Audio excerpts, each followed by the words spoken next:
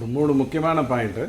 2014 காங்கிரஸ் வந்து வெவ்வேறு இடங்கள்ல ஆட்சியில் ராமர் மேல அவ்வளவு நம்பிக்கை காங்கிரஸுக்கு. சூப்பர். இல்ல இல்லைங்க, பாலராமர் தானே கோதண்ட ராமர் இல்லையேன்னு நினைச்சிட்டாரு. பாலராமர் தானே கோதண்ட ராமர்.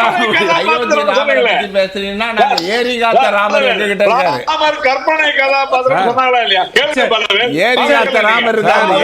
ராமர் வேலைச்சேரியில வச்சா கிழிஞ்சிரும். அப்போ கோபனா சார், அப்போ நீங்க வந்து காங்கிரஸ் ஆட்சியில் அந்த மாதிரி ராமர் கற்பனை கதாபாத்திரம் சொன்னது தவறுன்றதை ஒத்துக்கிறீங்களா? அயோத்தி ராமரை சொல்லல, ஏரி காத்த ராமரை சொல்றேன்றாரு.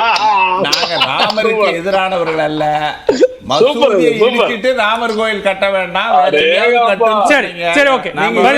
ரவி சொல்லிட்டு நேரம் குறைவா இருக்கு, பேசி. 2014 காங்கிரஸ் ஆண்டுகின்ற இடத்துல எத்தனை ஓபிசி, எத்தனை எஸ்சி, எத்தனை எஸ்டிக்கு அவங்க கொடுத்தாங்க. இன்னைக்கு 2024 அரசு பதவிகள் இருக்கிற அரசு மந்திரி சபையில் இருக்கிறவங்க எப்படி இருக்காங்கன்னு பார்த்துட்டாலே கோபன் ஐயாவுக்கு பதில் கிடைச்சிரும். இப்போ அடிப்படையில் சல்மான் குர்ஷித் வந்து ஒரு வீடியோ விடுறாரு, உங்ககிட்ட நான் அதை அனுப்புறேன்.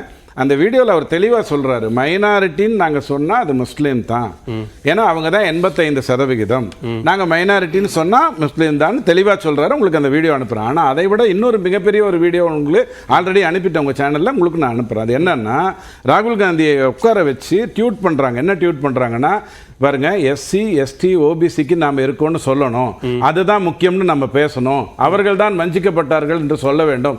தலையாடுறாரு, கிளியரா எல்லாத்தையும் தலையாடிட்டாரு.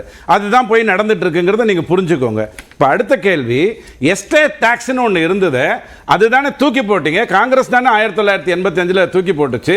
எஸ்டேட் டாக்ஸ்ங்கிறது இன்னரிட்டன் டாக்ஸ் தானே அப்படிங்கிற விவாதத்தெல்லாம் நம்ம கடந்த 4-5 வாரமா பண்ணிட்டோம். இப்போ முக்கியமா கேட்க வேண்டியது, இப்போ யார் அந்த டாக்ஸை கொண்டு வருவோம்னு யாரா சொல்லி கொண்டு வந்திருக்கிறது? இப்போ யார் கொண்டு வந்திருக்கா? இல்ல எந்த தேர்தல் வாக்குறுதியில இருக்கு? நான் சொல்லிடுறேன். ரீடிஸ்ட்ரிபியூஷன்ங்கற வார்த்தை சாம் பிட்ரோனுடைய கருத்துக்கள் காங்கிரஸுடைய கருத்துக்கள் இல்லைன்னு சொல்லியாச்சு. அப்படி சொல்லல, இல்ல சொல்லியாச்சு. இப்போதான் சொன்னாங்க. இல்ல முதல்ல சொன்னாங்க, மறுநாள் 2 வாரம் முன்னாடி. இல்லங்க, நான் சொல்லிறேன். இப்போ எந்த தேர்தல் அறிக்கையில இருக்கு? ஐயா, நான் உண்மையை இப்போ எந்த தேர்தல் அறிக்கையில அந்த வரி கொண்டு வரப்படும் என எங்க ரீடிஸ்ட்ரிபியூஷன்ங்கற வார்த்தையை நீங்க எங்க யார் கிட்ட இருந்து வாங்குவீங்க? பக்கர் கிட்ட இருந்து வாங்கி இவருக்கு கொடுப்பீங்களா, இன்னொரு கேடி கொடுப்பீங்களா? அப்படி கிடையாது. பணக்காரர்கிட்ட இருந்து அடிச்சு ஏழைகளுக்கு கொடுக்கணும். அதான் ரீடிஸ்ட்ரிபியூஷன். இதான நீங்க பண்ணணும்னு நினைக்கிறீங்க. அந்த வார்த்தையில இருந்து தான் நாங்க கோடு போடுறோம் அப்படிங்கறத தான் எடுத்து சொல்றோம். ரெண்டாவது நீங்க புரிஞ்சுக்கோங்க, 1951 479 சீட் நின்ற காங்கிரஸ் ஜம்மு அண்ட் காஷ்மீர்ல ஏன் பிஜேபி நிக்கல அப்படின்னு கேட்கிறாங்க. 77 ஒரு சூழ்நிலை வந்தது, 492 சீட்ல நின்றாங்க. கடந்த 3 தேர்தல் கட்டரும்பு சின்ன ரம்பாயி இப்போ 330 சீட்ல தான் நிக்கிறாங்க. போன முறை அதற்கு முன்னாடி வாங்கினதெல்லாம் 9%, 12% வாக்கு. இந்த சூழ்நிலையில தான் நாங்க சொல்றோம், ஐயா கொஞ்சமாவது யோசிங்க, தெளிவா பேசுங்க, வளர்ந்துட்டு வாங்க அப்படின்னு சொன்னோம். இன்னைக்கு நடந்திருக்கிற இந்த தேர்தல் 96 சீட்டு நடக்குது இல்லையா, இதுல 46 சீட்டை என்டிஏவும் 6 சீட்டை காங்கிரஸும் வெற்றி பெற்ற நிலையில இப்போ 70 சீட்டு. சரி, அது காங்கிரஸோட பிரச்சனை. அது ஏன் நீங்க அதிகமா கவலைப்படணும்னு தேவையில்லை. காங்கிரஸோட ஐயோ எனக்கு சுதந்திரம் வாங்கி கொடுத்த கட்சிங்க. சரி, அதனால நான் கவலைப்படல. வச்சுக்கோங்க. ஓகே, இந்திரா காந்தி அம்மா கோச்சிப்பாங்க. சரி, ஓகே. சுதந்திரத்தின் போது இல்ல எல்லலான விஷயங்கள் வேண்டாம். அது எனக்கு சுதந்திரம் வாங்கி கொடுத்த கட்சி தானங்க அது.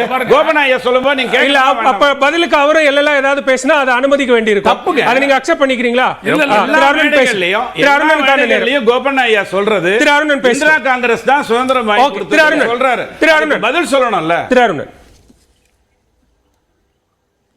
இல்ல அவர் பேச விட மாட்டாரு. இல்ல, அதாவது இங்க வந்து சமூக நீதி, இடஒதுக்கீடு பற்றி எல்லாம் அவங்க நண்பர்கள் பேசினாங்க. அடிப்படையான ஒரு கேள்வி இவ்வளவுதான். 27% இடஒதுக்கீடு ஒன்றியத்துல மண்டல் குழு பரிந்துரையின் அடிப்படையில கொண்டு வரப்பட்டது.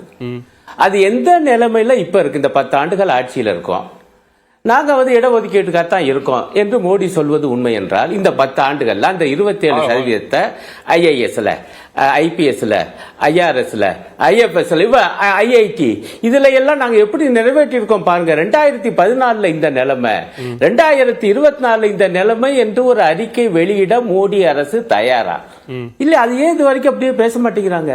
2வது பாயிண்ட், இந்த இடஒதுக்கீடு அளவு பற்றிய பிரச்சனை இருக்கு.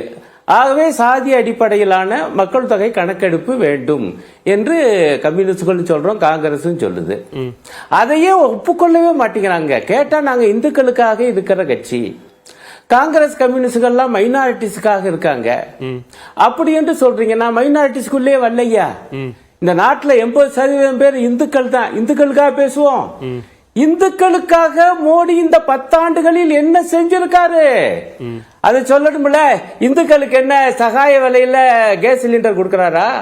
இந்துக்களுக்கு என்ன பெட்ரோல் டீசல் சகாய விலையில கொடுக்கறாரா? இந்துக்களுக்கு மட்டும் இதுல விலைவாசி எல்லாம் குறைஞ்சு போயிருக்கா? ஒரு இந்து மட்டுமே வந்து ஒரு அமெரிக்க டாலரை 40 ரூபா கொடுத்து வாங்க முடியுமா? அன்னைக்கு அந்த காலத்துல அதுதான் உறுதிமொழி. இப்போ 83 ரூபா கொடுக்கணுமே. மோடி ஆட்சிக்கு வரும்போது ரூபாயினுடைய மதிப்பு டாலருக்கு நிகராக 60 ரூபா 61 ரூபா தான். இன்னைக்கு 83 ரூபா. அன்னைக்கு என்ன பேசினார் மோடி? ஒரு நாட்டினுடைய நாணயத்தின் மதிப்பு வீழ்ச்சி என்பது அந்த நாட்டினுடைய மரியாதையின் வீழ்ச்சி. பேசினாரா இல்லையா? குஜராத் முதலமைச்சரா இருந்து இன்றைக்கு அவர் பிரதமராகி 10 ஆண்டுகளா என்ன ஆச்சுன்னா 83 ரூபா கொடுத்தா தாயா ஒரு அமெரிக்க டாலர் வாங்க முடியும். இந்த பிரச்சனைகள் எல்லாம் எதையும் பேச மாட்டாங்களாம். ஐயா அமித்ஷா உள்துறை அமைச்சர் அவர் என்ன பேசுவாருன்னா இந்த மாதிரி மதம் சார்ந்த அல்லது குறிப்பாக முஸ்லிம்கள் சார்ந்த விஷயமா தான் சொல்லி இதற்கு என்ன பதில்? இதெல்லாம் எவ்வளவு அபத்தமா இருக்குது, ரொம்ப வேதனையா இருக்குது. நான் கேட்கிற கேள்வி எந்த அடிப்படையில் இல்ல முடிச்சறேன் இல்ல ஒரே ஒரு பாயிண்ட் இல்ல ஒரே ஒரு பாயிண்ட். நாங்க தான் ஜெயிப்போம் சொல்லுகிற உரிமை பாஜக காரங்களுக்கு உண்டு. நான் வந்து அதை மறுக்கல, அவங்க சொல்லிட்டு போட்டோம். ஆனால் எனக்கு என்ன கேள்வி என்றால் தென்னகத்துல 130 இடங்கள் இருக்கு. அதுல எப்படி தமிழ்நாட்டுல வர முடியுமா? கேரளாவில் எப்படி வர முடியும்? 3வது இடத்துல ஒரு சீட்டு கூட வரல. 3வது இடத்துக்கு தான் வர போறீங்க. தமிழ்நாடு அதுதான் நிலைமை. தெலுங்கானாவும் 3வது இடம் தான். அங்க யாரு கடையில போட்டின்னு தெரியும். ஆந்திராவில் வந்து நாயுடு கட்சியோட சேர்ந்து இருக்கீங்க. ஆனா 6 இடங்கள். கர்நாடகாவில் அந்த ரேவண்ணா விவகாரத்தில் இல்ல சொல்றேன் இல்ல அவர் அப்படி பேசுறதுனால மேலும் வடக்க என்ன காங்கிரசுக்கும் அகிலேஷ் யாதவ் கட்சிக்கும் உத்தரப்பிரதேசத்துல கூட்டணி இருக்குது. அதே போல பீகார்ல அகிலேஷ் யாதவுக்கும் காங்கிரசுக்கும் 3 கம்யூனிஸ்ட் கட்சிகளுக்கும் இடையே கூட்டணி. அதே போல டெல்லியில ஆம் ஆத்மி கட்சிக்கும் காங்கிரசுக்கும் இதெல்லாம் முன்பு இல்லாத நிலைமை. இன்றைக்கு இந்த நிலைமை இருக்கும் போது எப்படி இவர்களால் மீண்டும் ஆட்சியை பிடிக்க முடியும்? முடியாது என்கிறோம் நாங்கள். அது ஜூன் 4ஆம் தேதி தெரியட்டும். சுருக்கமான பதில் எதிர்பார்க்கிறேன்.